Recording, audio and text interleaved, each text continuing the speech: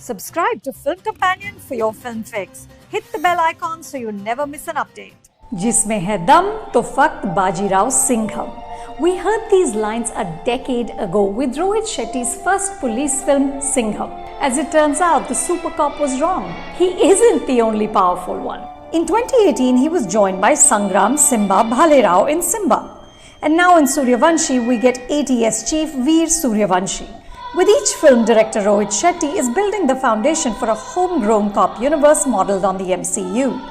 In the climax of Sooryavanshi, the three stand back to back, raining bullets on terrorists exactly like the Avengers had done in the first Avengers film in 2012. Rohit is the chief architect and champion of a problematic but powerful fantasy in which men in uniform can do no wrong. Simba might have started out as a corrupt cop, but the rape and murder of a woman he considers his sister turns him into an avenging angel who murders the rapists in cold blood inside the police station. Rohit's cops have no qualms about encounter killings. All three gleefully kill the men they deem guilty without due process. And the films, including Sooryavanshi, unapologetically celebrate this. This is, of course, an overwhelmingly male universe. The women are minor diversions, romantic partners or ammunition to be used by villains. Rohit's energy is mostly focused on his leading men who are presented as paragons of virtue and hyper-masculinity. Their slow-motion entries, their swagger, the way they wear their sunglasses, each aspect is showcased and underlined with rousing background music. Singham's key accessory is a lion's roar. These aren't men with angst or even a hint of anxiety about what they do or their place in the world. They're masters of the universe who deliver killer lines, punch through innumerable bad guys, and save the world. It's a formula that works because Rohit is the master of masala.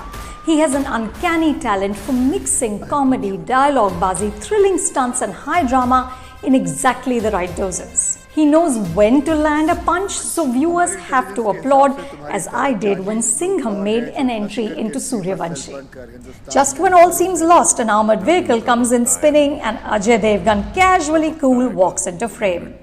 These moments are designed with skill and dexterity by a director who knows the art of pushing buttons.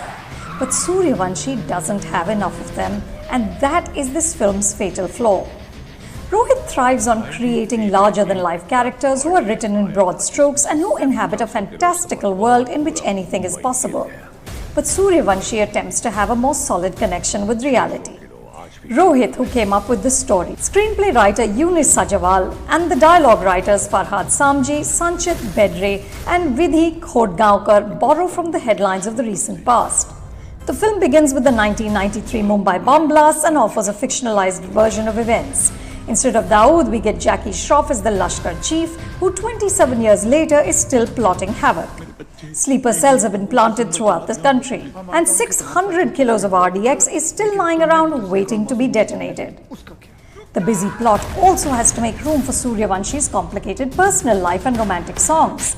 Backstories for the villains so that the film doesn't come off as anti-Muslim.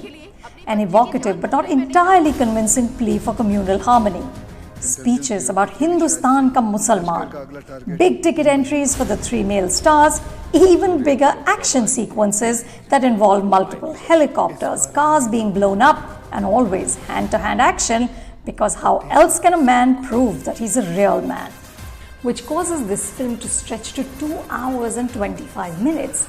And that first half seems longer than it is because the character of Sooryavanshi doesn't have the flamboyance or the fun of either Singham or Simba. Akshay Kumar once again is an upright savior and son of the soil.